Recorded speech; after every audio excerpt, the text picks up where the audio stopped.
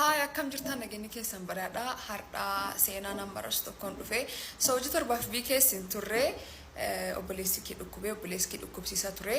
Dhugaa dubbachuu fi seenaa isaa like from the scratch kaasee sanitti mee taayimii dheeraadha jechuun akka salphaatti himuullee hin danda'u jechuun sa'aatii dheeraa nurraa fudhataa jechuudha. Anyways akka yaadnee fi akka hawwinetti hin jiraannu wanni cufa harka waaqa jirti galati guddaa waaqafaa ta'uu har'as dhaabbadhe akka waan kanaa sa'u kana gargaare rabbi guddaadha. So maal isaaniif fakkaate fulban irraa kaasee obboleessi kee akka dabaa dhukkub ture. Then hin beekamne yeroo duraa like dhiigisaa gabbu'ee kan tolchaa fi jechaa turanii. Then finally doktarichi tokko yaabelloo irraatii riferii gara hawaasa barreessa fi hawaasa dhaqqabee hawaasatti illee akkasuma laalanii lakkee boomaara aspirationiin hojjetamuu qabaa jedhanii. Then finally sun eegee hojjetameen booda leukemia yookaan ammoo blood cancer agarsiisa jechuudha.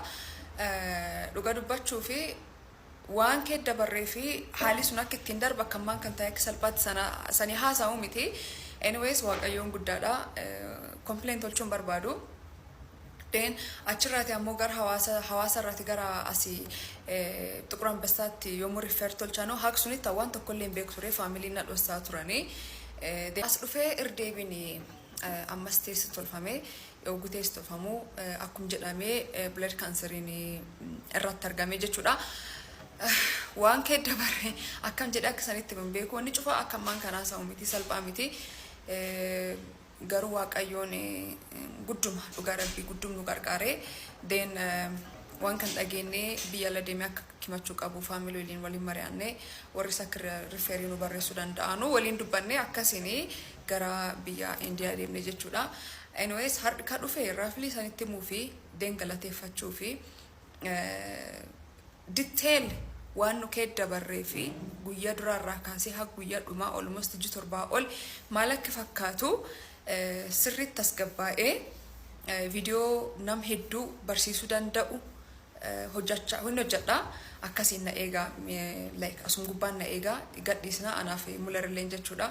Sunirraa akka gadaaf garuu waaqa guddoo galateeffachuu barbaada. Har'a silaa hojii waaqaa ta'uu baatee anas dhaabadhee nam dubbachuu danda'uuniti. Anaa miti obboleessi kee naaf fayyisee waaqaa akka nu as dhaabannu nu tolche waaqii guddaadha. Waaqii galati guddaa waaqafaa ta'uuti. Sunirraa aansee ammoo warri karaa kan keessatti warri rakkoo kan keessatti nu qarqaarta waan dandeettanu waan qabdanu waan nu barbaachisu cufa nu bira dhaabattanu galatooma sanii jechuu barbaada.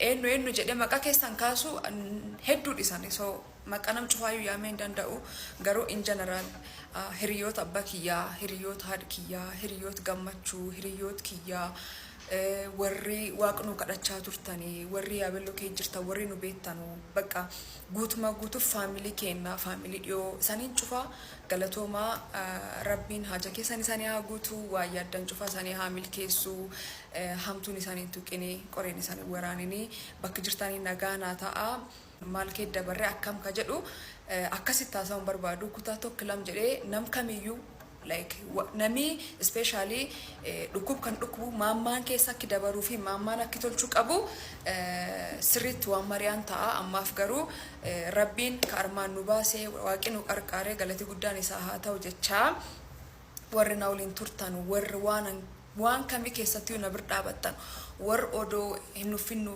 nu barreessan nu gaafachaa turtan eenyu jedhee saniin cufa maqaayamuu hin danda'u.